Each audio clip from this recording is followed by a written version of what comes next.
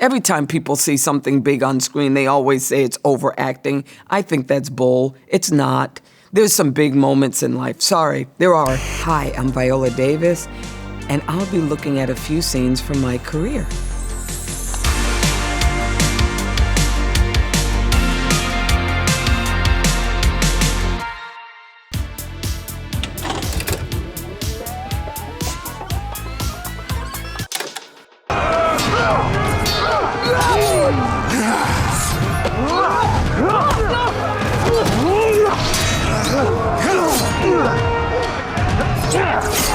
They would have maybe 8, 9 dudes in the gym, and then we would choreograph fight scenes where I would have to take all of them down. That's what was a training for 3 months, 5 hours a day, an hour of weight training, half an hour of running, 10.0 on the treadmill. Get in the car and go for 3 hours, sometimes 3.5 hours of hand-to-hand combat, little jujitsu.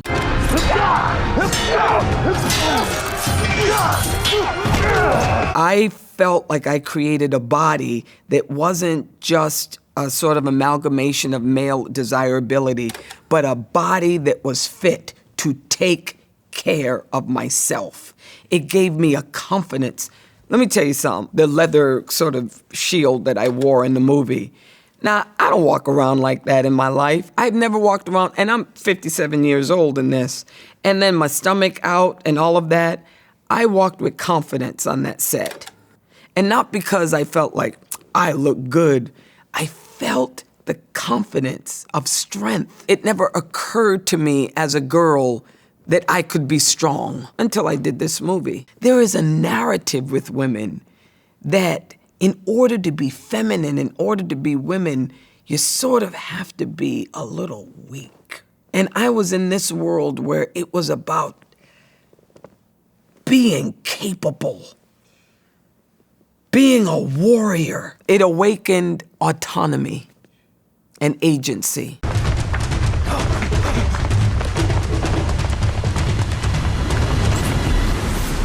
I remember we did that scene so many times because it's not because, but she runs off, and she's about 20 years younger than I am. So she runs off, she ran so fast. I would run after her, and I think there was a couple of takes. I tripped, I skinned my knee, there was blood. I wiped myself off, I got back up. The swimming, now I'm not really a swimmer. I can't believe I was swimming in this. We even had to train for swimming by taking bricks and going down into a pool that must have been 15 feet deep. Yeah, that was that. It was badass.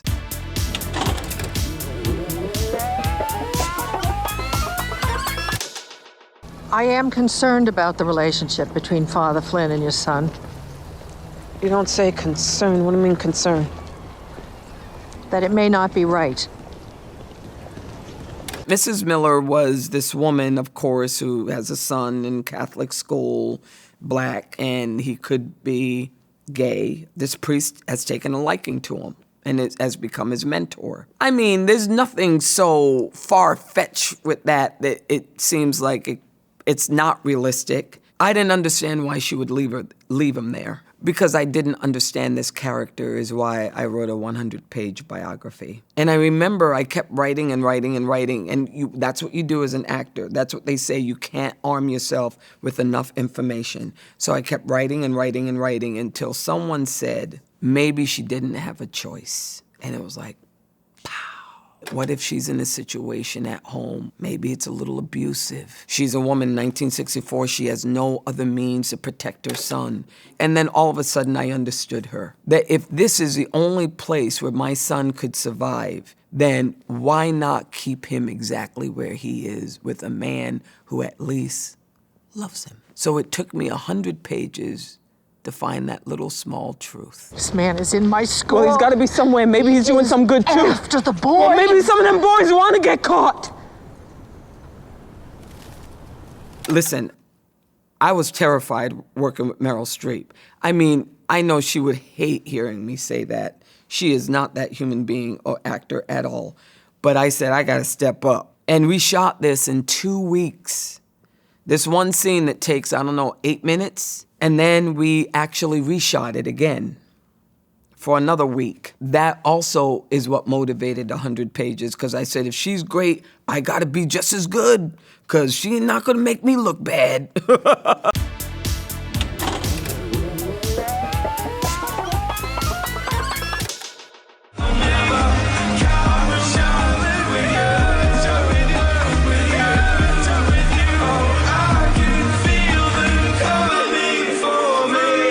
I need for a character to be a human being. I don't know any way into acting if someone is not a human being. If I did not take the makeup off, then I thought that for the next 6, 5, 10 years that this show is on, it's gonna constantly be about me masking my age, about me trying to be pretty, about just ignoring the fact that I don't know how to walk in heels. And I just felt like, what if you took that wig off and they had to deal with that black woman who was underneath the eyelashes and the makeup? Then it would be, they would have to write for her. And I have never seen her.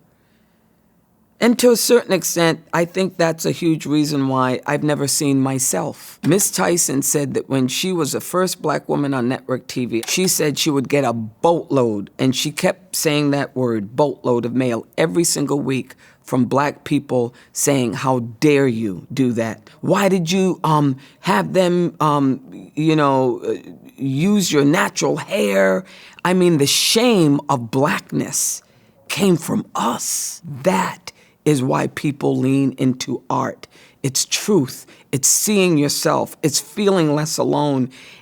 And it's the bravery to be able to do that. And this is my chance to redefine what it meant to be a leading lady, what it meant to be black, what it meant to be sexual, what it meant to be all of that. This was my chance to do that.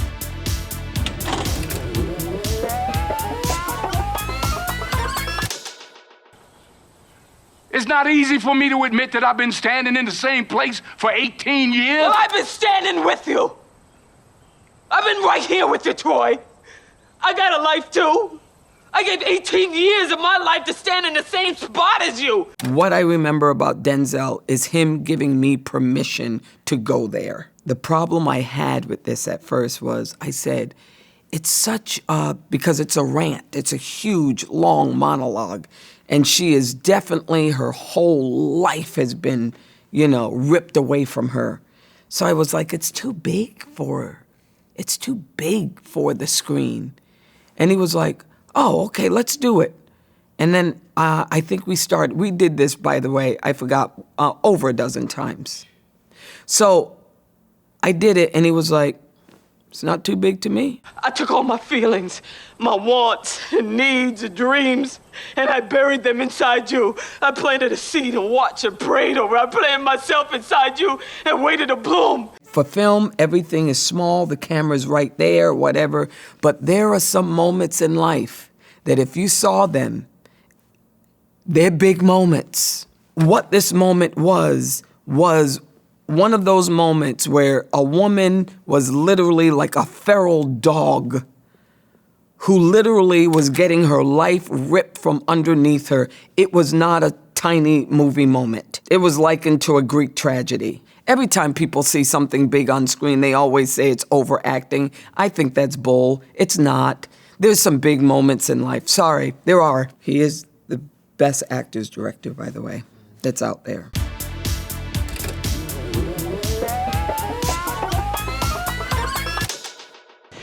Michael will get a percentage of the revenue of the sale of each shoe that is sold.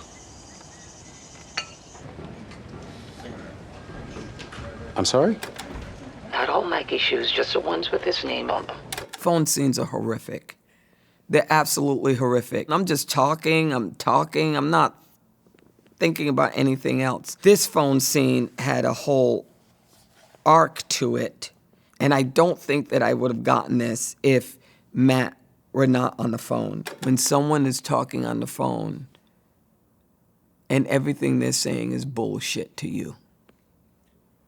So you put the phone down and you may put it on mute. I may say something to someone in the room saying, can you believe what he's saying? It's some bullshit. Those moments that nobody wants to cop to. I had an opportunity to do even that, which informed the scene in a whole different way when I take the phone away from my ear and go, okay, I'm gonna let him say whatever he wants to say, because at the end of it, I'm gonna get what the hell I want.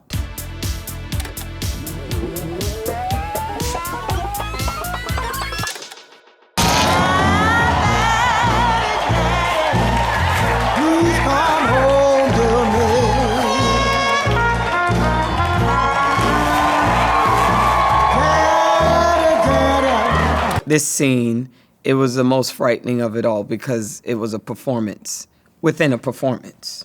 The only thing I remember is being terrified. And I remember Chadwick in this scene because he was so dedicated to learning the trumpet. And he was so specific with it, like day and night. And so I remember in this that I felt like I had to step up because he was stealing the spotlight. That's what was happening in the scene, you know. Probably mirroring life.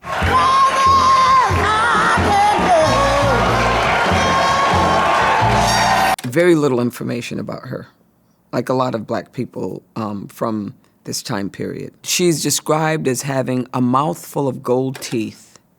And when she sang in the Chitlin Circuit shows under the hot lights, her makeup would melt like grease paint. They described her as ugly. I think that when people hear ugly and someone describing how someone looks, then they're so offended that they do the opposite with their acting. They say, I don't care if you said she was ugly, I'm gonna make her beautiful. But then she no longer becomes who she is. For me, what intrigued me about Ma Rainey was a chance to honor her exactly as who she was. And very often I don't get to play that.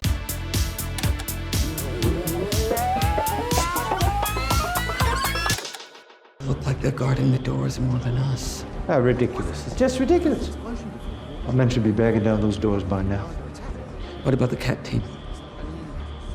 That first explosion came from the east wing, in that honeymoon suite. If I was taking down this party, that cat team would be my primary target.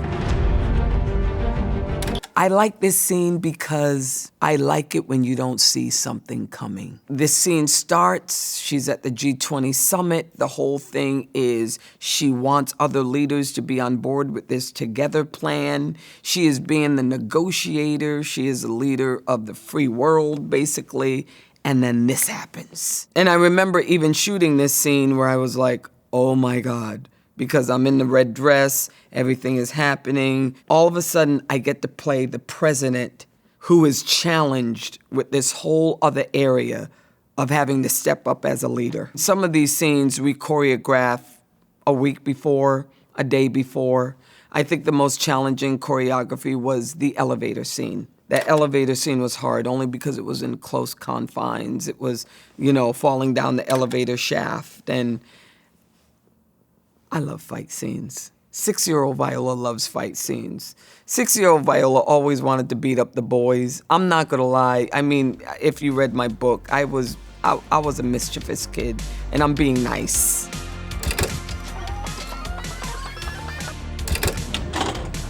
Thank you, Vanity Fair, and thank you everyone for watching.